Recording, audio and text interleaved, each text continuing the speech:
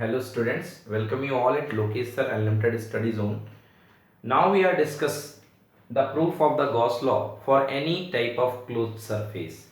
ये आपके पास कोई भी शेप का सरफेस है, any close surface of any shape, या आपके साथ किसी भी सामने किसी भी शेप की एक सरफेस दिखाई दे रही है, तो आप यहाँ पर गॉस लॉ को कैसे वेरीफाई करेंगे कि गॉस लॉ हर तरीके की सिमेट्रिक और अनसिमेट्रिक सरफेस के लिए एग्जिस्ट करती है। ओके, तो ये आपके पास एक टिपिकल गॉसियन सरफेस है, उल्टी पुल्टी सी सरफेस है, उबड़ खाबड़ सी।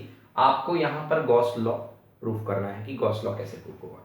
तो गॉस लॉ के लिए आपने ये सरफेस तो बना ली है। सबसे पहले आपको एरिया इंटीग्रेशन करना पड़ेगा। तो स्टार्ट कहाँ से करना पड़ेगा? एक छोटा सा सरफेस एरिया लेकर के, जिसका नाम है डीएस। तो यहाँ पर आपने एक डीएस सरफेस एरिया लिया। अब देखिए जरा इस पार्ट को आप अच्छे से देखिए। यदि मैं बोलूंगा इस पार्ट पर नॉर्मल कहाँ होगा, तो ये लगभग ऐसा जाएगा। अब नॉर्मल तो आप समझते होंगे, मुझे ये पता है कि नॉर्मल आप समझते हैं परपेंडिकुलर, क्योंकि ये होती है टेंजेंट और ये होता है नॉर्मल। यदि मैं बोलूंगा इस पॉइंट पर नॉर्मल कैसा जाएगा, तो ये ऐसा जाएगा, एग्जैक्ट जो फील करे परपेंडिकुलर हो। जैसे मैं बोलूंगा इस पॉइंट पर देखो थोड़ा सा दबा हुआ है ना, इसका नॉर्मल कैसा जाएगा? ऐसा जाएगा। मैं बोलूंगा इस पॉइंट पर नॉर्मल, तो यूं इसका नॉर्मल जाएगा। ऐसे इस पॉइंट पर इसका नॉर्मल जो है वो ये जा रहा है, ये नॉर्मल है। इस सरफेस का नॉर्मल ये जा रहा है, डीएस वेक्टर जो है ये नॉर्मल वेक्टर की डायरेक्शन में है। क्लियर हो गया? और ये चार्ज बैठा हुआ है, चार्ज की वजह से इस पॉइंट पर इलेक्ट्रिक फील्ड कैसा जाएगा? रेडियल आउटवर्ड, ई वेक्टर, ये हो गया रेडियल फील्ड। अब स्टार्ट करते हैं हम अपने प्रूफ की। तो सबसे पहले हमें प्रूफ क्या करना है? हमें प्रूफ करना है कि नेट फ्लक्स, हमें ये प्रूफ करना है net flux is equals to integration of surface integration, bounded surface integration of electric field, and that is equals to how much? That is equals to q upon epsilon naught। हमें ये proof करना है, बस यही लेके हमें चलना है। स्टार्ट करते हैं, तो d5 की स्टार्ट करते हैं प्रूफ। सबसे पहले छोटा सा flux d5। What is d5? d5 is equals to होता है e dot ds।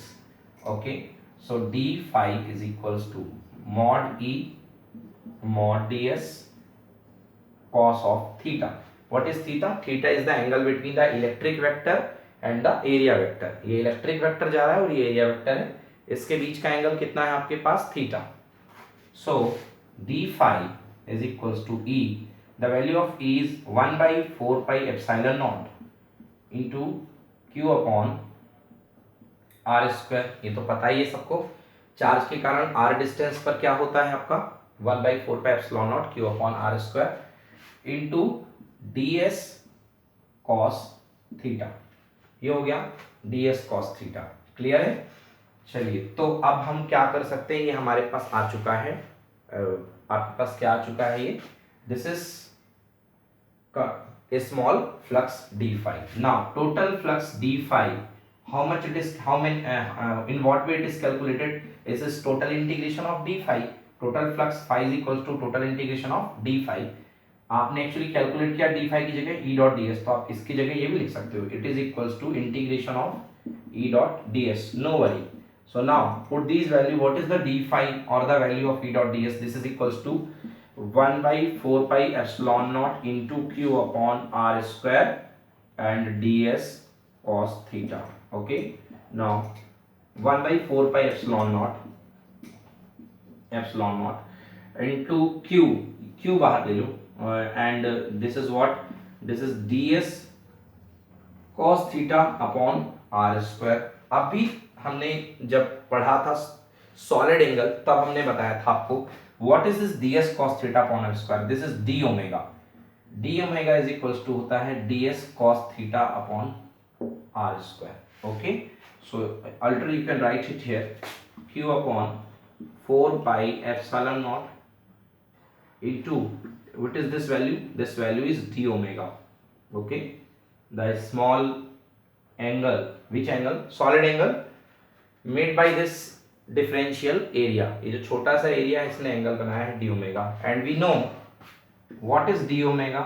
the total for a closed surface, this area is equals to 4 pi। so you can place it here, q upon 4 pi epsilon naught multiplied by 4 pi, 4 pi से 4 pi cancel, finally you have your answer q upon epsilon naught। तो आपके पास जो आपका total flux कह लो या electric field का integration कह लो कितना आ गया, Q upon epsilon naught, hence it is proved. Okay, so हमारे पास आ गया Q upon epsilon naught. So this is the proof of Gauss theorem for any type of irregular surface. Okay, आप इसको ये प्रूफ कर सकते हो। ठीक है, तो हमने दो तरीके की प्रूफ देख लिए कि पहला देखा हमने कि एक स्फेरिकल सिमेट्रिक सरफेस की वजह से क्या गॉस थ्योरम प्रूफ होती है, बिल्कुल प्रूफ हो रही थी। और ये हमने एक नॉन सिमेट्रिक सरफेस ले ली, उसकी वजह से हमने देखी कि क्या गॉस थ्योरम प्रूफ हो रही है। ये भी हमने देख ली कि हाँ यहाँ पर गॉस थ्योरम प्रूफ हो रही है। ओके, सो नोट करिए, this is the proof of Gauss theorem for a closed surface of any shape or you can say any geometry।